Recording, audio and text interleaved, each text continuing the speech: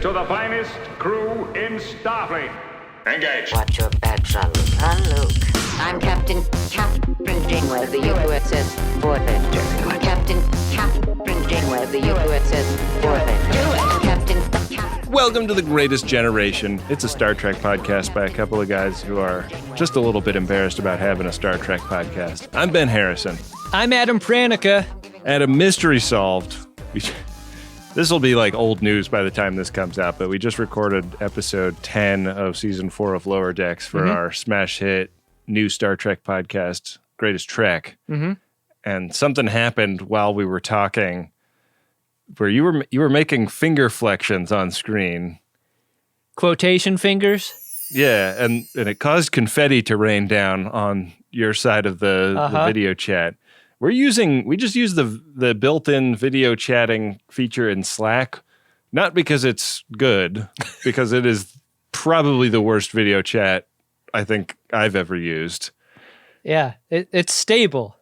That's really our only reason for using it, right? And I guess we already pay for Slack, so. We already pay for Slack. It's like one less thing to remember to open before you record. Yeah.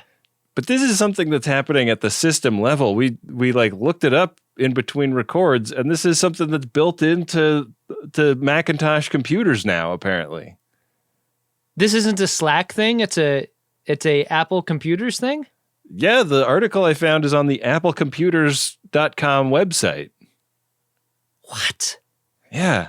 So like whenever your webcam is doing anything, I guess it can just if you give a thumbs up or a thumbs down or quotation fingers. So your computer is watching and interpreting that. Benjamin, what the doctor told me about your father's condition was, quote unquote, extremely dire. Why is the confetti raining on me? What the doctor said about your grandparents after the accident was mostly negative. Thumbs down, weird balloon, inflates. It's raining now? Why are there fireworks going off behind you? And the devil's horns looked like this. Laser effect behind you. The family's all on the same page with splitting the cost of the funeral. Double thumbs up emoji, fireworks display in the background. Oh, hey, man. Apple Computer Company, do you feel like there may be some circumstances where that's not appropriate? Especially to spring on an aging relative. Like, olds aren't going to get that at all. I know. My our friend Jeremy Burge, who invented the emoji and owned emojipedia.org for a long time. I remember. It sounds like a joke, right? It sounds like a dunk. Yeah, no, but it's real. Yeah. I remember a social media post he did a long time ago when Apple changed the gun emoji from like a realistic looking revolver to a realistic looking water pistol. And he noted that like if you're sending a text to somebody that's not on an Apple device, it's going to represent as the revolver still because everybody else is still using like the gun emoji is the weapon on everybody else's and it's the toy on Apple. So when was the last time you texted with someone not on an Apple device though? I try not to, but the point of his post was like sending the text like, "Hey, want to meet up at the park?" Gun emoji is going to mean two different things on two different devices, like water gun fight or I want to fucking kill you. And I feel like this is the thing that they're running into here. Look, I like Jeremy personally, and I appreciate his work. However, there is no conversation in recorded text history between two adults where one of them proposes a water gun fight in the park. That's just making shit up that's never happened and never will happen. Okay, so what did you just do at the beginning of this podcast, coming up with all these scenarios where the diagnosis is quote unquote? Oh, people are diagnosed with terrible things all the time. Oh my God, that's kind of what this episode is about, isn't it? It is. I think I had it on the mind. Yeah, we're pivoting right in. It's season 7, episode 2, Imperfection. Revert course. Unless you've got something a little bigger in your torpedo tubes, I'm not turning around. Our cold open features a bottle opener class starship off the bow of Voyager, and I really like the look of this ship. everyone on Voyager, pretty sad to see the 4 littlest Borgs go, except for Icheb. Yeah. Icheb's staying. Mazzotti and the 2 twins are going. You can still come with us. And you can still stay on Voyager. Hey, Icheb! You're not gonna leave me here, are you? I will have no one to talk to. And by talk to, I mean yell from a very great distance. It sure is lonely here in this corner of the cargo bay that's on the opposite side from where you are. And if you're gone, it'll be all the lonelier. Just me and the squeegee. I won't have a reason to live or talk. And by talk, I mean, again, yell from a great distance. I am very sad. 2 thumbs on the side of my face. Weird rainstorm happening. Mazzotti is going to live with the Wyzanti? I was shocked by this. Givanti mi vanti a breaky.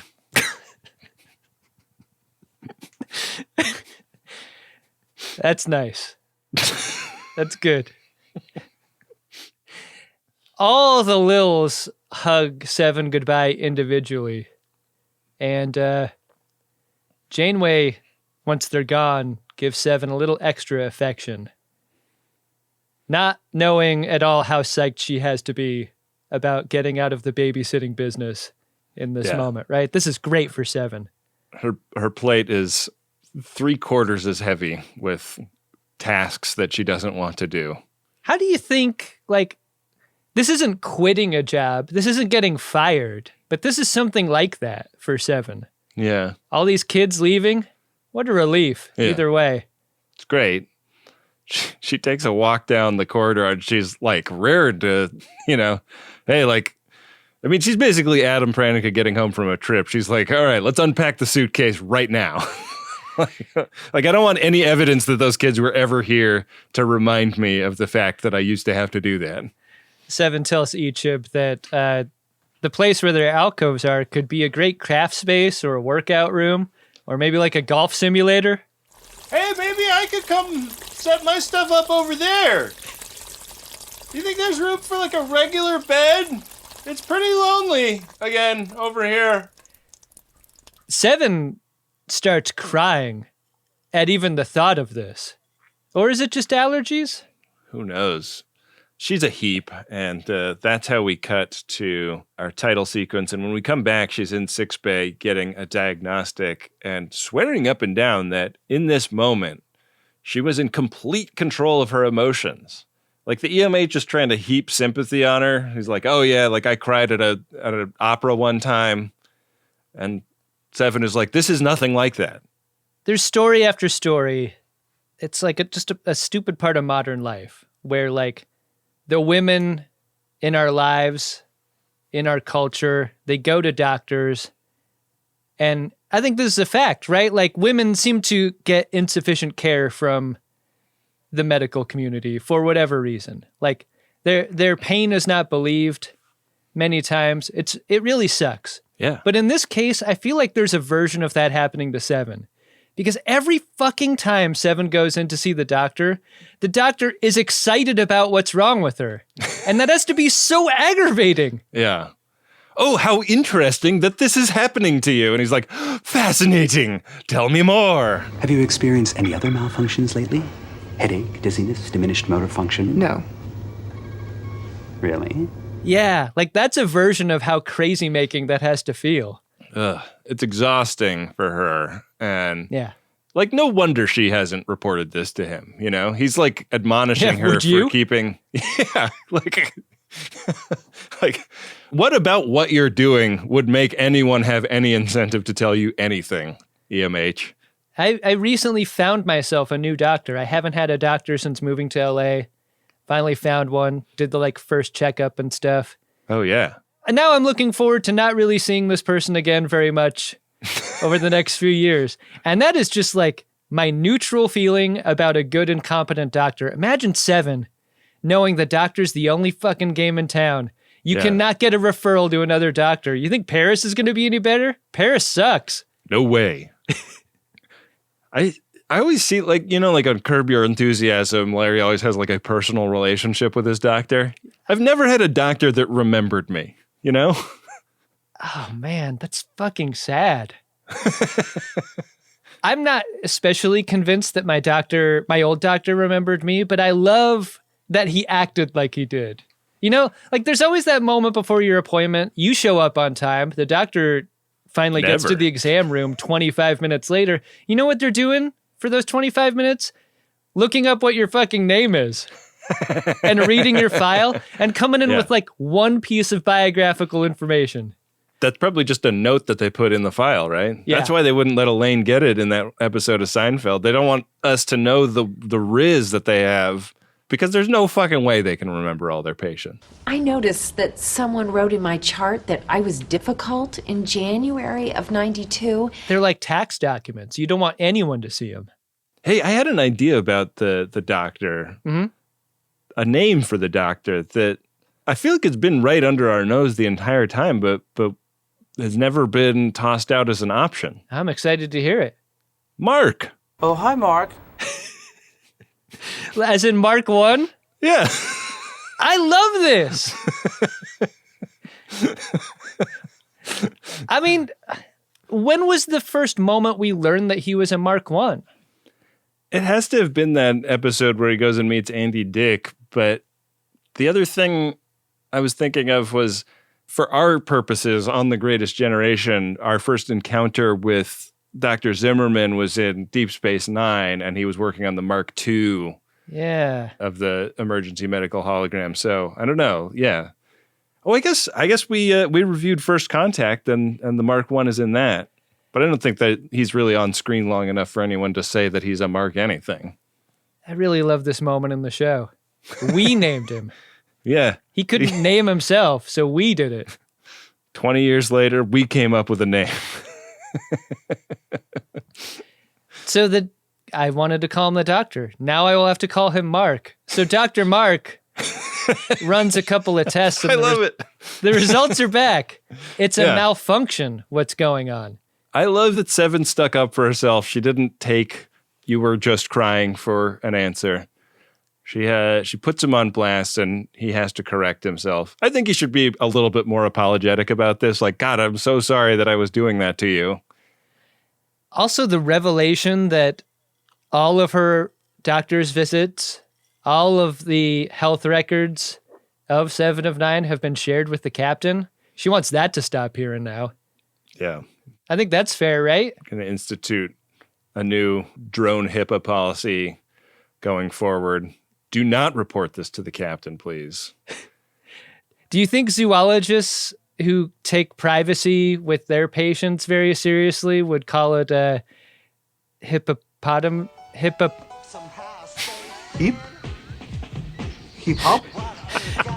anonymous? hippopotamus policy? I just ran right into the pommel horse there. And then I got up and ran into it again. Hippopotamus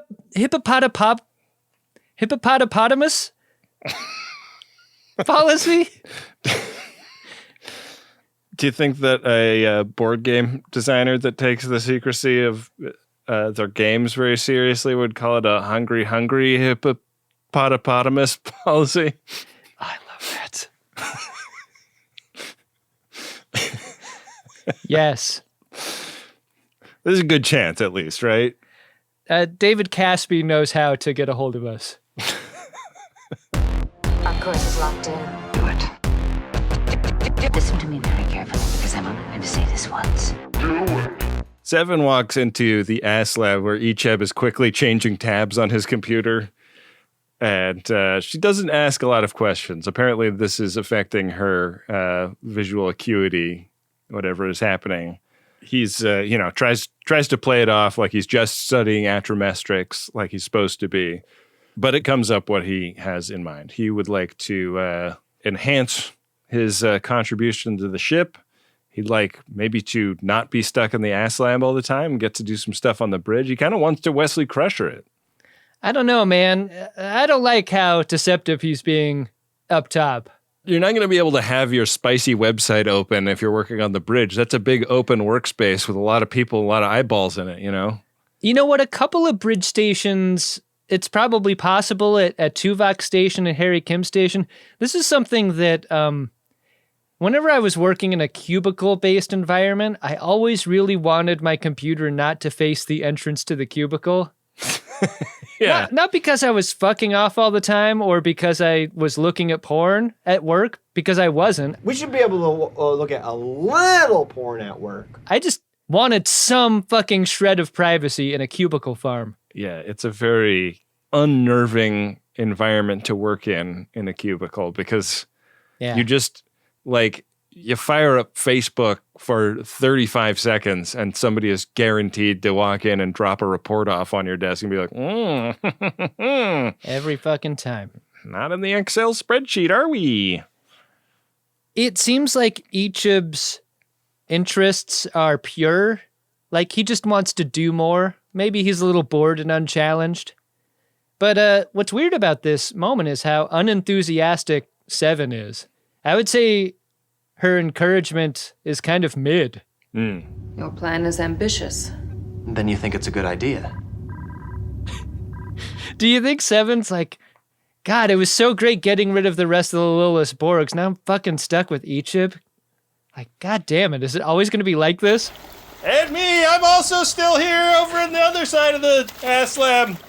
Did you know that there's sewage to squeegee in here? Why did you guys design it this way? If I could just give a note about ship design, more slopes would really help me out. Not encouraging, almost as discouraging as Seven is about Icheb's career aspirations, are those burbles under the skin of her hand, and she gets out of there pretty fast. Yeah. She should maybe, like, see a dermatologist about that. I don't think Dr. Mark is going to help with a subcutaneous cyst like that. Yeah, that's a moving target if you're trying to lance that thing. Dropping the pin and it's just missing. Yeah. It's bobbing and weaving. That's painful. Back in the cargo bay alcove, Seven wants to regenerate. That's how she treats her burbly hand situation. But the interface is incompatible. She's getting up in there. She's trying to jack in. Can't do it. She's asking the computer, what for? What mean? Yeah. And it's not the interface's fault. It's the fault of her cortical node. The cortical node is faulty. So we cut to Neelix's restaurant where Seven's been up all night drinking milkshakes. And Neelix walks in. It's 5 a.m. And he's like, "Oh, you've been drinking milkshakes all night? Let me fix you something." She's like, "No, I'm quite full. I've had 40,000 calories in milkshakes. Like, I'm going to be fine." I really love the straight line that this scene draws between, like, regeneration is for energy and 7 of 9 pounding Weeder power gain protein shake, like, in the night in order to, like, get that energy is great. It's a good hack. What I don't like is that it reads as milk. Yeah. Like, because initially I was like, God, she's really drinking a lot of warm milk to try to go to bed. Like, that's disgusting. Yeah. I wish it was a different color. The special effect when she pitches over and falls on the floor and, like, her skin opens up and there's machine under it is really great. And I thought the camera work in this scene was also really great. The way the camera kind of, like, sinks to the floor as Neelix runs around the bar to come to her side as she starts seizing. It's a really dynamic shot and it's really intense and, like, and hits all the harder for that camera work. Are you clear on how many Borgs parts remain in 7? Because when these things open up on her skin, it seems like there's a lot. Yeah. Like her whole cheek is made out of Borgs. Yeah. She's like a T-1000 under all that skin. Living tissue over a metal endoskeleton. So in 6 Bay, Seven is covered with these Halloween costume wounds with the spirit gum. Yeah. And it is unfortunately clear in this scene how much spirit gum is being used. Yeah. The makeup department definitely missed on a couple of these. It's challenging. Like, the neck has got to be the toughest part for this, right? Yeah, because it just moves so much. Her costume, like, is very form-fitting, but it's not showing much skin ever. So there's just not much of her skin to apply this effect to, I guess. Ben, the problem with gash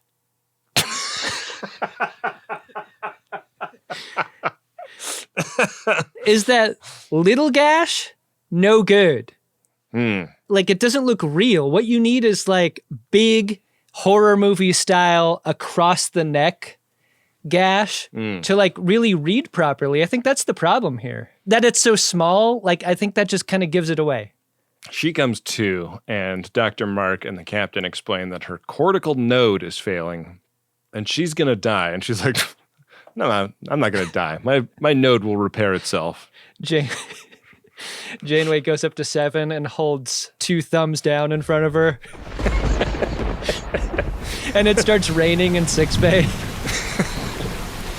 Dr. Mark is like, no, you're getting all my stuff wet. Come on, don't do that. I think part of what really helps this scene, and we've seen this a bunch in Star Trek over the years, is that fallen samurai hair. Yeah. I love it as code for sick or dying person. It's great. They can't replicate their way out of this problem because a cortical node is too complicated to replicate.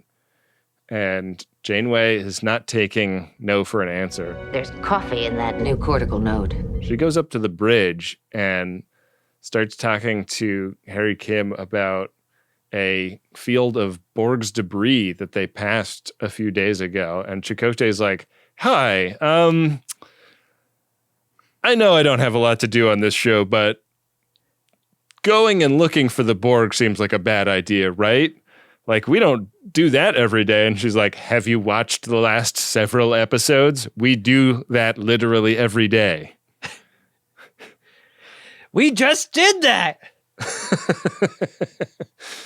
So she's pitching this as a solo Delta Flyer mission. She's going to go get a cortical node, bring it back here, save Seven's life. Nobody but her is being put at risk. The pace of the dialogue here in bulking up the backstory is really brisk, because the moment the Flyer's brought up is like, yeah. And then the show interrupts to say, we rebuilt the Delta Flyer and it's fine. Get a life. And Paris's main beef is like, I don't want to rebuild that thing again. I just did it in between the last episode and this one. Yeah. I'm sick and tired of it. So Paris and Tuvok kind of invite themselves along on this mission, more out of concern for the Delta Flyer than for the captain or Seven, I think. It really seems that way, yeah.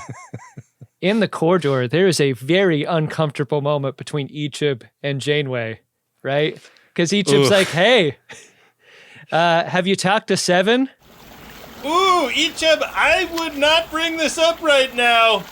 I mean, I'm not positive I overheard what I overheard because I was quite far away from the people talking, but I don't think that's been brought up to Janeway just yet due to reasons.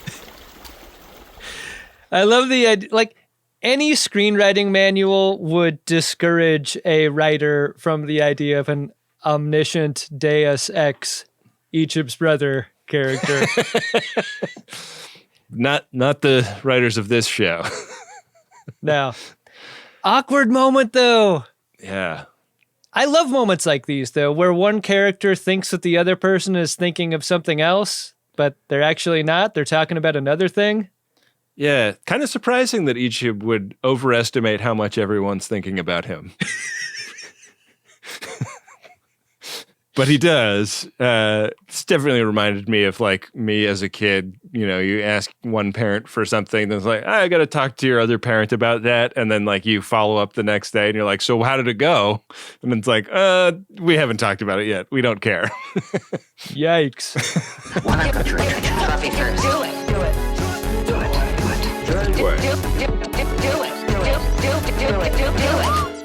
it. He's still super thirsty for this Starfleet Academy application situation, and it's we'll talk about it when I get back from the captain. And Icheb's like, how about not talk about it when you get back? How about talk about it during, when I'm on the mission? Because I know all about Borg's technology. Being an XB. He's, unlike Tuvok and Paris, not going to succeed in talking his way into this mission.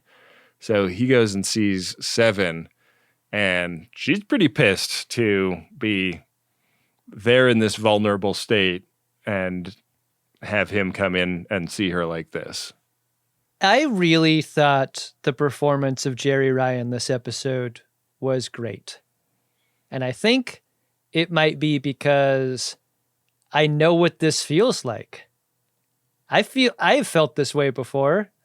Like, my wife famously, does not want to be doted on when she's sick. She's like, leave me alone so I can get better. I don't want you to, help me or whatever. I think I'm largely the same way. I won't say that I'm angry, but Seven is angry about this. Do you feel this kind of way? Yeah, I think that it's actually a thing that my wife and I are a little bit mismatched on, because she really wants the, make the soup, get the tea kind of treatment. And it's something I've had to learn over the years. And in contrast, she's had to sort of learn that I just want to watch a movie on my iPad and not talk about what I might be needing every 45 seconds, It's weird that your instinct, for a long time before she told you, was to just make her chowder. That's not a good sick soup, right? No, and chowder, like a cheesy bread, just everything thick and heavy, Vegetable lasagna. There's vegetables in there. Mm-hmm. So that's good. I think we're having lasagna for dinner tonight. I'm excited about it. Everyone wants that when you're sick. Yeah. Anyway, Seven doesn't want lasagna. She doesn't want help. She doesn't want doting. No. She just wants to be alone. Dr. Mark tries to explain this to Icheb, and he doesn't get it. I think he's more like my wife. He's like, when you're sick, you want somebody to take a lot of care of you. So I'm trying to do that. This is a moment in the episode where Icheb must be taught that people are different with different desires and motivations and so forth. And it made me wonder, how much teaching about people do you think Icheb requires for having grown up in a maturation chamber? You could argue he needs more teaching than Seven does about what it means to be human. Because, are you clear on how early Seven was assimilated versus Icheb, relatively? Oh, yeah, I guess maybe similar ages? I'm not sure. Yeah, if that's the case, this kind of checks out, right? The doctor is really taking a moment to be like, hey, people are different. This is what she wants. You got to respect it. And he's like, XB's so why should it be? Me and Seven get along so awfully. The Delta Flyer has entered the debris field. I didn't know how much I loved a debris field until this moment. Yeah. It's cool as hell. It's great. These pieces of Borg's ship floating around. Borg debris also just makes great debris, I think, because it's already kind of just a cube of debris as a ship. Bodies have got to be so hard to render, though, at this moment in time, because how much harder would that have hit if there are bodies out there or pieces? Yeah, if a leg hit the windscreen of the Delta Flyer. Yeah. You got to believe that there's half-bobs out there. We just can't show them. Sure.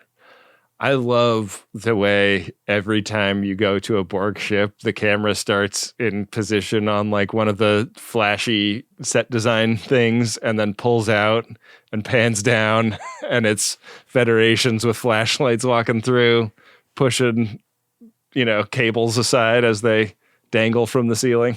I love that there is a consistent visual language in establishing where you're at. But do you think there's been an evolution in how these interiors have been shot? Because I really, really love how totally dark the characters' faces are at certain times on this ship. And I don't think Star Trek would have done that seasons ago or series ago. No, if you go back and look at the episode where the Borgs are first revealed, that Q episode of TNG, like when they go over to the cube, it is like shocking how brightly lit it is. It's like in that episode. The produce department of a grocery store. Yeah. And this is like full haunted house, like super, super dark. Most of the screen is falling away to total black. It's effective. They find a Borg's body and they like lift girders off of him because everybody that dies on a destroyed starship always has girders on them. It's true. And they do this like grisly brain surgery thing where they like take the cortical node out of his forehead. Oh man, they're like robbing a grave here. This is so fucking tame compared to Star Trek Picard. Yeah, that's true. Janeway's field surgery is downright gentle compared to what we see later. It's true. To Icheb himself. Just then, Paris calls in to tell them that they've got company. And when company arrives, who the hell are these guys? They sort of have like Kazon styling to them. But they aren't actually, are they? Yeah, they have Icheb loaf. That was what I thought was so weird. Yeah.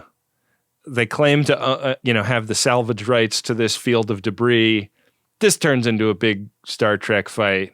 They get beamed out in the nick of time. It's the classic phaser beam through the cloud of disappearing transporter particles. These guys did not seem like they wanted to negotiate. No. the rights to these salvaged pieces. Yeah, like Janeway didn't even get far enough to like offer to buy the node off them. Like, I feel like that should have been in the cards, right? Like, hey, what if we just pay for this node? We didn't know. I think one of the most badass things that's ever happened to the Tuvok character is the hero shot of him double tapping his phaser rifle at these guys. Yeah. It is kick ass. It's really good. It makes him look super hard in the extra capable security officer way that he so rarely gets to demonstrate. Yeah, it's big fun. So Paris is able to beam them back over to the flyer, and there's a little bit of a dogfight throughout the Borgs parts in space. This is really great. And they got to do one of those like swoop arounds to get behind the ship that's attacking them. And after licking a couple shots their way, they're able to get out of there to safety. I wanted so much more about these folks, though. Never see him again. Yeah. Never hear from him again. No, they're out of the fight once the Delta Flyer has its way with them. And we cut back to Voyager where Dr. Mark finds 7 of 9 rifling through his files, and she's just like looking for busy work, basically. Like she does not want to be sick. She wants to be up and at him and doing stuff. And he wants her to rest. Not even Neelix's flowers are enough to cheer her up. It's a fun bit of reverse psychology, though, when Neelix brings in the Kadiscot. Is she so susceptible to reverse psychology, though? Like, I feel like she should have seen through this, you know? Doctor, do you think she's up to it? As long as you go easy on her. But in the same way I asked that question about Icheb, like, maybe she's just too immature to detect it. Yeah, maybe so. They start talking about how there's no way she could win at Kadiscot given her diminished state right now. And so just take your Kadiscot and go, Neelix. And this is enough to goad her into dropping the file rearrangement and going and working with him, which has got to be like a complete disaster for the filing system, right? Like stopping mid-refiling like this. The worst. Can't imagine. Yeah. This is why my files have gone unfiled. You only start a new filing system if you can complete the system. Otherwise, it's anarchy. Yeah. My filing system consists of getting a document that I think I probably should save and cramming it into a chest of drawers and hoping I can find it at such time as I actually need to. There you go. I've got to get that Latinum? Put your latinum where your mouth is. I've got to get that Latinum? I think we've just struck gold.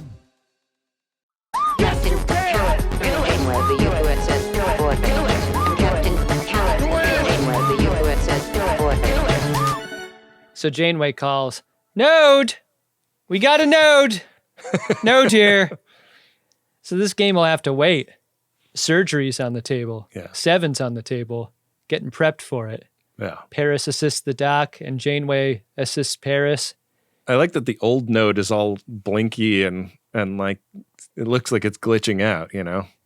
This episode made me feel crazy because the makeup effects are tough. I'm just going to say that they're a challenge. But the effect of yanking something out of her forehead looks so good. I know. It doesn't look like that fake freeze frame face that like you can tell is unnaturally frozen. Yeah. It looks really good the whole way. It looks great. I don't know how they did it. It's like a combination of like a digital composite. There's like some CG elements to the whole because the little like doors that open up are definitely composited in, but then there's like a physical tube and like something that is actually being inserted, but like you can see like her eyeballs moving under her eyelids while they're doing it and stuff. It's great. It's so good. So during this procedure, what they've got to do is have the computer run the life support functions for Seven during, but there's kind of a finite amount of time that they have to do this swap. And as time runs out, the new node gets put in, but this node isn't going to work, Ben, because Seven starts flopping around on the bed and her body's rejecting this node too, and they're shocking the shit out of her with the paddles. RSVP 7.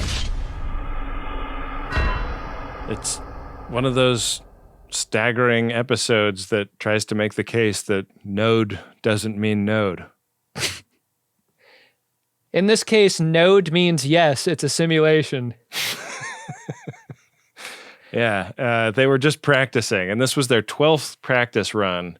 The doctor makes the case that this salvaged node has been in a dead Borgs and is therefore kind of past due. It's not going to work. What they need is the node from a living Borgs. And Janeway's like, cool, well, we'll go get one of those then. And she like marches out of the holodeck. As I've demonstrated many times before, as I've watched cube after cube get destroyed in a point that the Queen was trying to make. Yeah. My value for Borg life is a little skewed. I've killed tens of thousands of them. What's one more? Are you suggesting ending one life to save another? I'm not giving up on her. Neither am I. Where are you on this? Personally, I was all right with it. Let's go find one. I think after the events of the last episode, it is a different ethical calculus, and I think that would have been a nice conversation for them to have. I wonder if they could have gotten a hold of K-Rock and been like, hey, K-Rock, do you have any, like, I mean, I don't know how to put this delicately, but like about to die Borgs over there? Like maybe they're really near the end, and maybe we could kind of hasten that along. Yeah. In a way that helps. Or like maybe we could just kill you in battle. Like, you know, it'd be a scrimmage, but we would make sure that you died and went to Borg Stovokor, and then we could use your node, you know? Yeah. Like a freshly killed Borg has got to be just as good. Is it Stovoborg? Stovoborg would be better. That's a good punch-up. All right. I'd say that this is a Kirk moment for Janeway. She is in the teeth of a no-win scenario. Dr. Mark is being a little bit more sanguine about the fact that that's what this is. And Janeway is having a really hard time accepting it and, in fact, rejects it. The doctor's... Dr. Mark. Dr. Mark's attitude here is really strange to me because he makes the case here that they should expect death as a very possible, if not probable, outcome. Yeah. What kind of help is that attitude, Doc? I didn't like this at all. Like, yeah, of course death is on the table. That's what we're trying to fix. That's what we're trying to solve for here. Why do you keep bringing it up? Yeah. We all know. Can't you reprogram him or something? So they go tell Seven, you know, basically the results of this conversation after she is done, you know, cleaning the floor with Neelix in the Codiscot game. And this hits like a ton of bricks, but she would really like to return to her duties, and implore her to stay in sickbay so that the doctor can keep an eye on her as they, look for other long shot solutions to the problem. The tone between I'm just playing Cottiscott with Neelix and the moment the doctor and Janeway walk in looking like they just watched a cement mixer crash into a preschool, tonally, it flips in that moment so utterly. I should really see how things are going in the mess hall. I just want to say Kate Mulgrew is acting her ass off in this episode also. In so many scenes, like, she doesn't have dialogue. She's just got to do face acting. And she's great at that. She rules. Icheb walks down to sickbay, having been asked to get stuff for Seven from her cargo bay, I guess. And he finds sickbay empty. Dr. Mark isn't even there. So he has to boot him back up. And Dr. Mark got turned off mid-argument with Seven. When they look over at the console and see Seven's comm badge there, everyone knows what that means. Seven has quit Starfleet. It's terrible news. Yeah, she's off murdering a Klingon in cold blood. But it's fine because she's not wearing the badge. You can't be prosecuted for that. I mean, it saves them a torpedo casing to shoot, because I guess if she's a civilian, they're not going to do that, right? No way. They're going to burn a torpedo casing on her. They're not going to burn anybody else named Mark on her. I mean, that'd be quite a find for that alien species that wakes people up from the dead. Oh, yeah. Are you going to eat the rest of that, aliens? Guess my taste buds are still Kabali. BLT finds Seven in the warp core. She's just there occupying herself doing busy work, I guess. And, speaking of world-class performances in this episode, I thought that Roxanne Dawson did a really nice job talking to Seven about, what comes after life in her tradition and in Borg's tradition. Jerry Ryan gets an ECU in this moment that is really beautiful, and she fills it up with a performance where she's talking about having been liberated from the collective 4 years ago, and all of the memories that she had up until that moment will live on forever in the collective, but the journey that she's been on of becoming an individual and being on Voyager will vanish from reality when she dies. And boy, it is a real show-stopping moment for this episode, and I think for this series. It's a really intense piece of film. I'm with you on these great ECUs for these actors specifically to do their thing. I think there's another advantage to it in that it frames out the wound makeup on Jerry Ryan. I think that's a good choice. Yeah, if you're getting that close, you got to be careful with what you show and what you don't. Yeah. Interesting to consider, like, how far Seven and BLT have come, This is not a conversation they would have had early on at all for all of their differences. Yeah. You ever think about what's going to live on after us, after we die, and that is very likely going to be this show and maybe nothing else? How does that make you feel? We should do something else. Kind of spending a lot of time on this, huh? Oh, crap. I also love when the scene shifts because the doctor walks in, they're up on that second level of engineering and the camera pans down to him walking in, and it's almost like a Frakes God shot. This feels like a very new camera position for this set. It does. This was directed by David Livingston, and I think he really outdid himself directing the camera in particular in this episode. I mean, I think David Livingston is one of the great Star Trek directors, and we all have admired that work throughout all of the series, but this one really stood out to me in the way the camera moved and where it was in the different scenes. Yeah, his direction really distinguishes itself from the others in a great way. So Seven gets dispensation to keep doing work and not hanging out in sickbay, but she's got to wear a clip show device going forward. So he tosses that up to her and leaves her alone. How many times do you think they shot this? I love moments like this in a show, like anything involving sliding or throwing or catching or whatever. Like, how many takes? I was thinking about it because, like, he is a photonic being, so he can probably nail the toss every time in the world of the show. And probably Seven's, like, visual acuity and motor enhancements make it so that she catches the toss every time in the world of the show. But she's also sick. Yeah. Yeah, that would have been great if she dropped it and it had been like a coughing a little blood into a hanky moment. Like, I can't believe that just happened. Oh my God. How come we don't call back Lal more often? Like, the clip show device just hit Seven in the face. Reflexes still need to develop. And it sticks? Because that's where it's supposed to go? Bullseye! I know you don't want to do it. Do it. Coffee black. Make it yourself. I'm trying to help you see this as an opportunity to grow. Make it yourself. Later in the cargo bay, Seven is giving Icheb the news about the entrance exam. He can take it. And here's a list of crew people you can study with for that. Yeah. What Seven's doing here is like lining up succession for herself. Like, look, I'm not going to be here to tutor you. Here's some folks who can, and Icheb does not like this at all because he thinks that she's given up.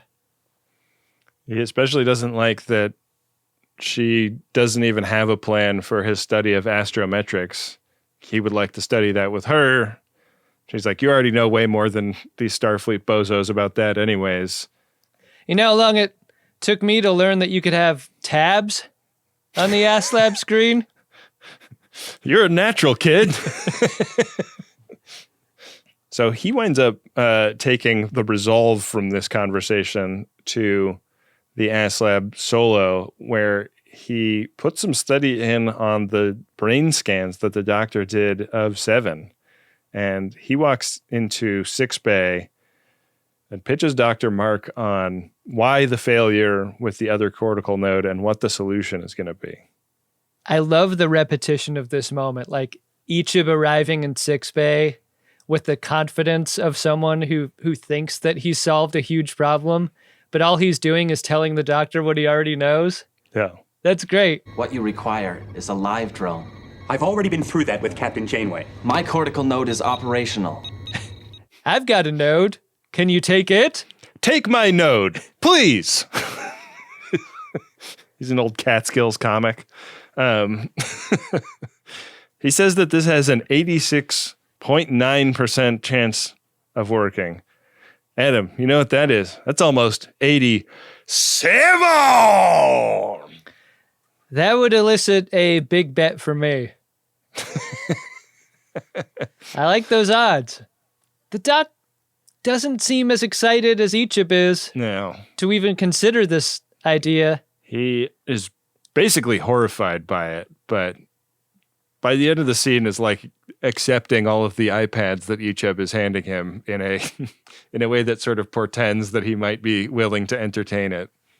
I love how unnecessary all of the iPads are in proving this point. Like, to you and me, like past people, a lot of iPads looks like a lot of information. Yeah. But in Star Trek, like, that's an unnecessary amount of iPads.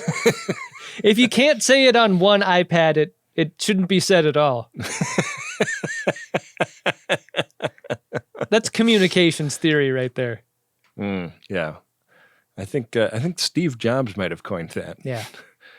The captain finds Seven in the ASLab.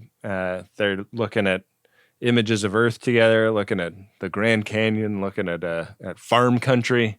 This is another scene where I just love Kate Mulgrew's performance, right? Because there's a sequence to her physicality.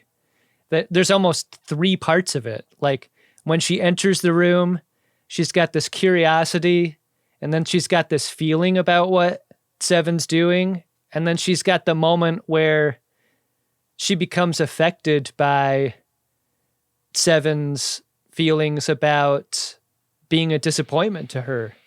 Because Seven is talking about, I'm going to die, and I want to prepare you to accept my death the way you've accepted the death of other members of the crew who didn't make it this far because the failure has been mine, not yours. Like, you tried really hard to make me more human and to make me an integral part of this crew. And to the extent that I failed, it's because I didn't try hard enough. I wasn't good enough. And that hits Janeway like a ton of bricks. And you're right. Mulgrew's performance in this moment is staggeringly good.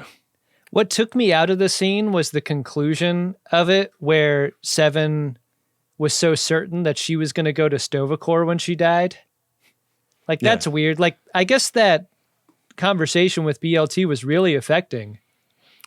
Janeway's like, I'm not sure you understood that all correctly.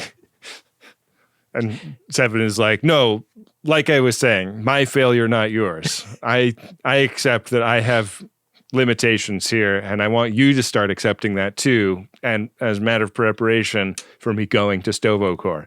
And Janeway's like, no, that's a Klingon thing. I'm not sure they let your kind in there. And Seven's like, whoa, what? My kind? What does that mean?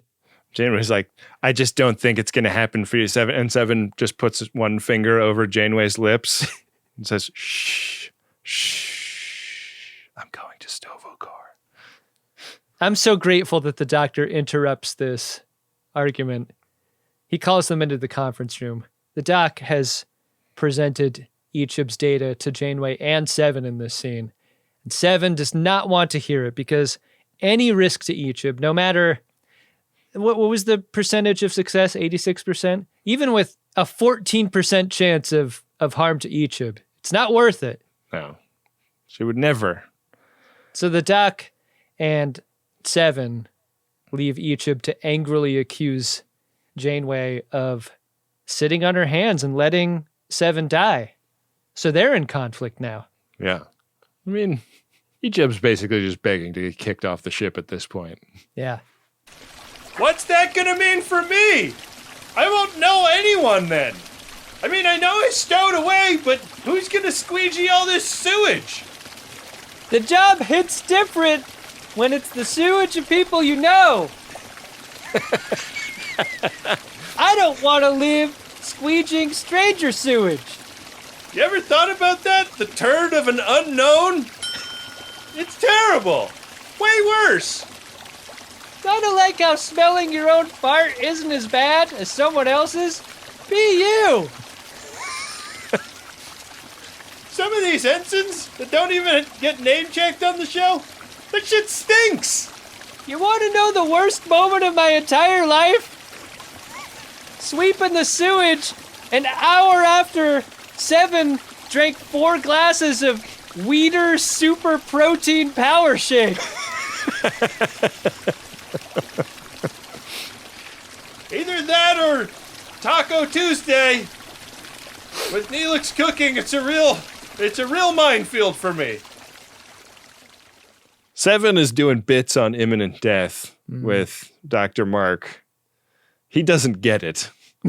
I was attempting to lighten the mood. Ah, yes. Well done. He and Janeway get called to the cargo bay where Icheb has kind of forced the issue. He has disengaged his node and made himself very sweaty in the process.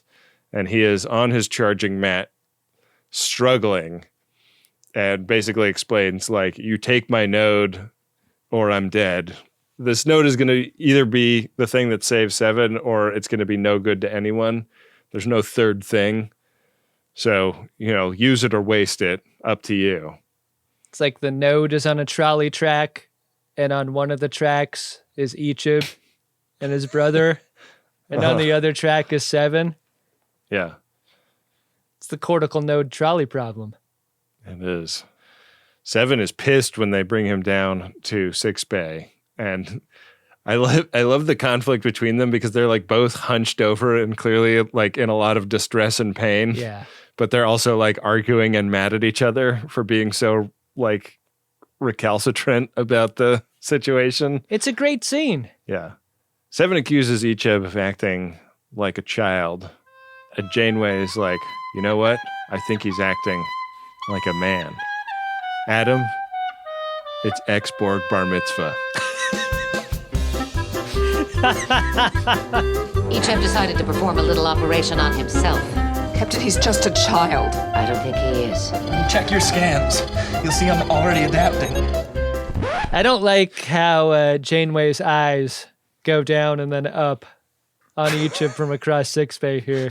Because when we cut over to Chakotay and down into his hands, he snaps a pencil. Yeah.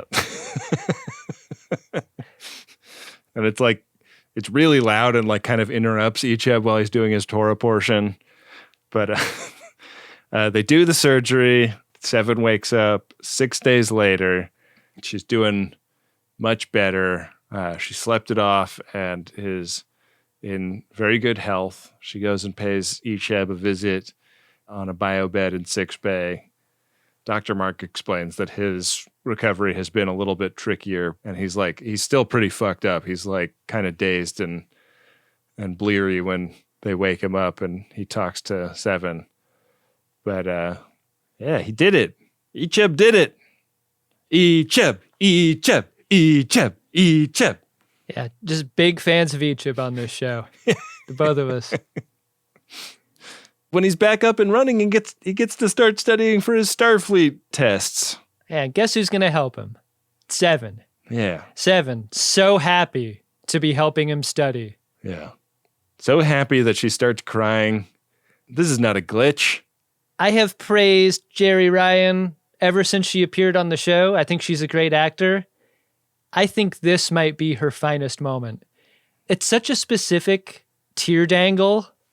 Like, I really love just hanging tear and just like welling them up and not dropping the tears, just keeping them in the pools. She's just carrying the tears around, using them for ballast as she does the rest of the scene. It's amazing. But I love this scene specifically because Jeri drops them at two different points. And, it's crushing to watch this. It's so good. She's not only hanging tear, she's dropping tear. She's one of the best in the business at that. Really great. Yeah. World class. Yeah. Did you like this episode, Adam? You know, I'm really easy to get along with most of the time. But I don't like bullying, I don't like threats, and I don't like you, Mr. Really like the episode.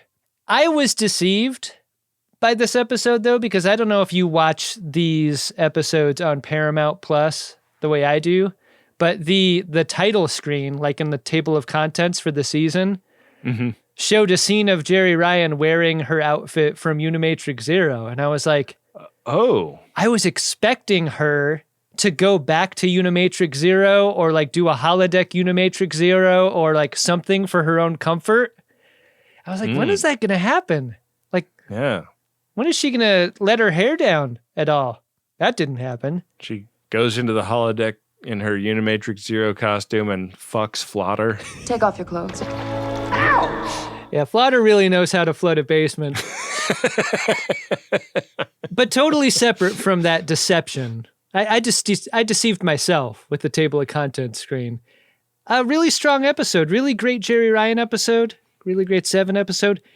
Low-key apex Kate Mulgrew episode. Like, This is the sort of episode you can make with a Kate Mulgrew on your cast. Like, not needing to make her the A story, but having her come in and, like, really support the A story the way that she does. Really great work there. So, yeah, I love the interplay between these two characters quite a bit. So, big fan. What about you? I also really liked this episode. I think just special effects were great. The directing was great. The acting was great.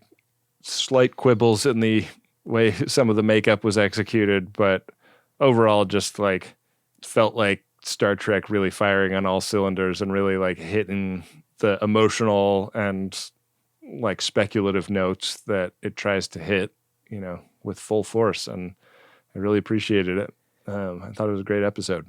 You remember how weird season 7 of Next Generation got? Do you think we're going to get really weird episodes here?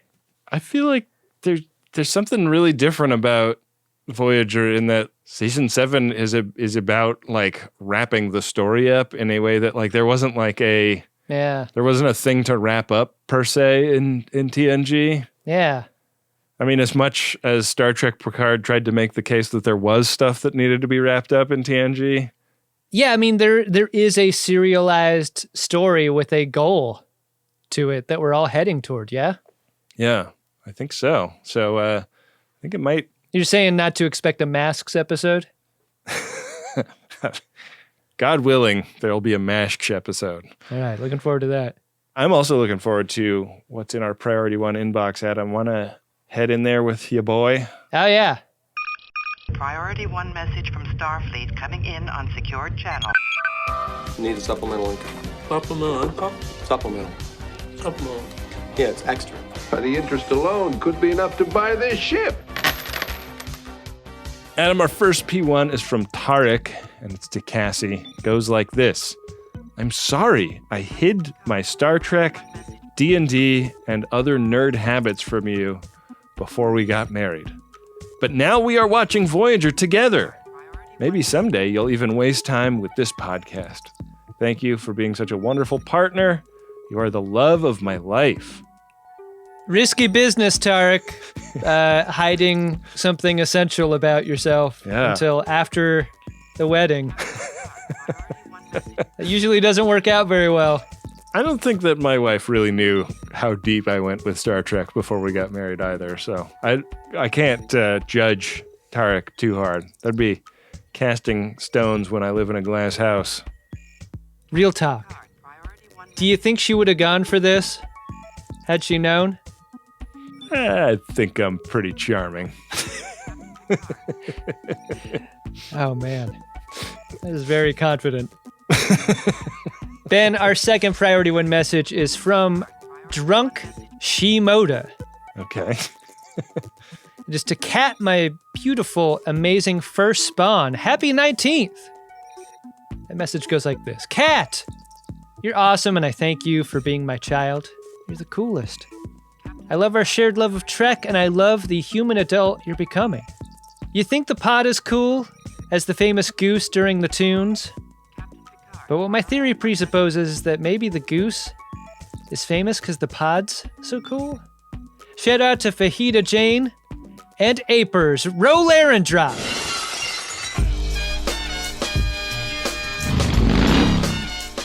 Wow. That's fun. You know, any reference to the goose just makes me happy.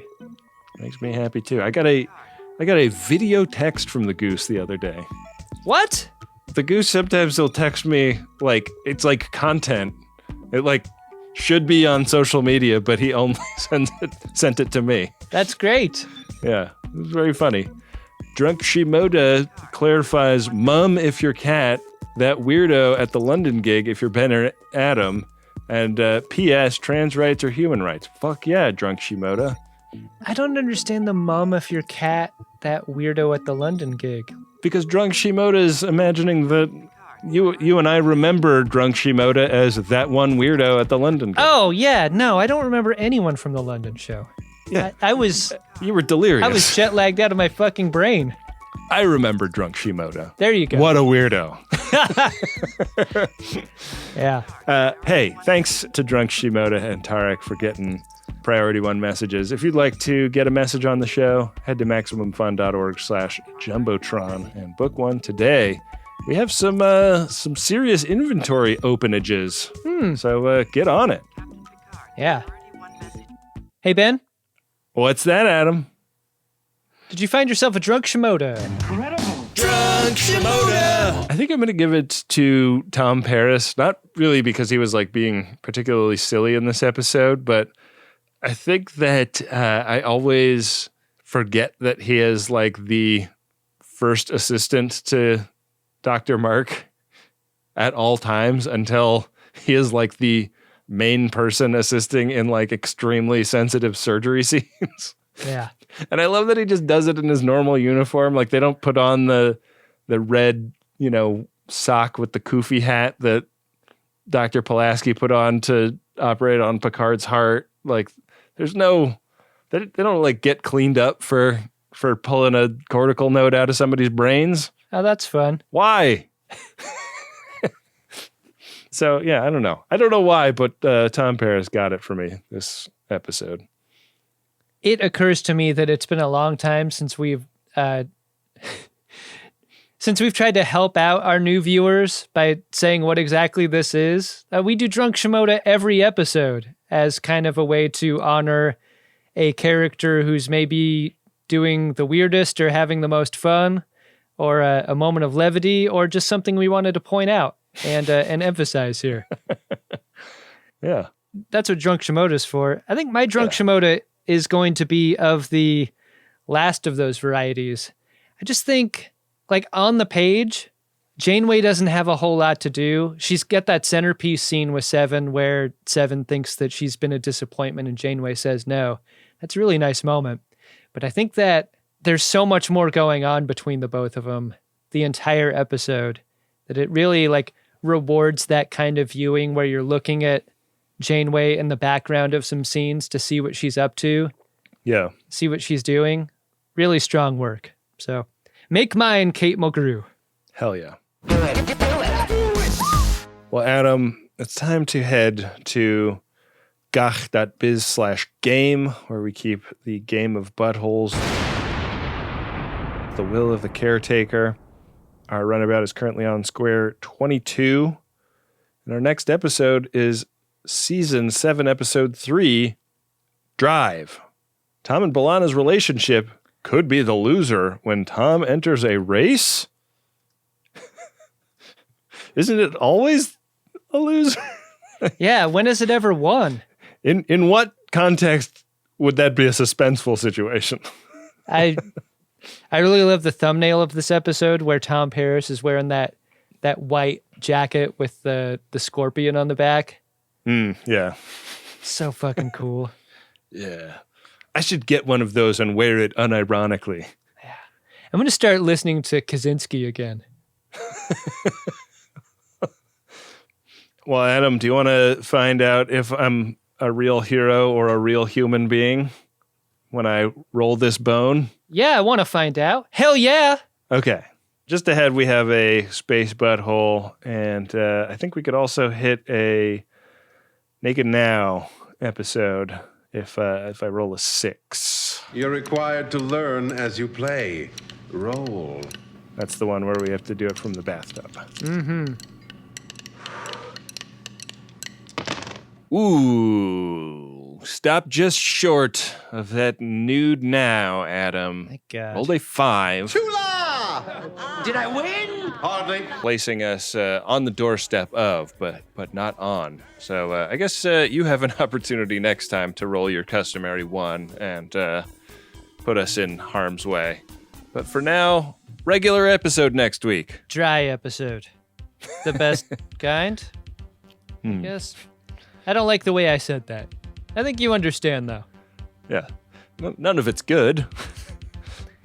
With all that said, tons of thank yous to get out of the way here at the end of the episode. Thank you to the people without whom this would not be possible. We're talking friends of DeSoto who rate and review the show on Apple Podcasts. We're talking friends of DeSoto who support at MaximumFun.org/join. We're talking Windy Pretty, who produces and edits the show. We're talking Card Daddy Bill Tilley, who does all the social media. We're talking Dark Materia, without whom there wouldn't be a bed of music under my voice right now. He's doing it. We're talking Adam Ragusa, without whom we would not have a Janeway song and wouldn't have a great buddy over there on the YouTubes cooking up delicious food for all you freaks. Wendy, are you hearing this? You're not going to have to edit anything. He's making the whole run. Credit speed run, Benjamin R. Harrison. And with that, we will be back at you next time with another great episode. Star Trek Voyager, an episode of the Greatest Generation Voyager that's hearing wedding bells. Woo! First time that's ever happened, Ben. God. Felt good. I'm just glad I was here for that. Make it so.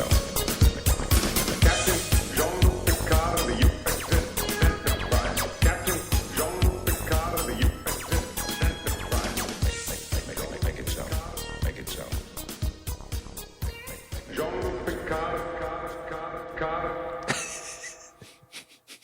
so fucking stupid. Maximum Fun, a worker-owned network of artist-owned shows. Supported directly by you.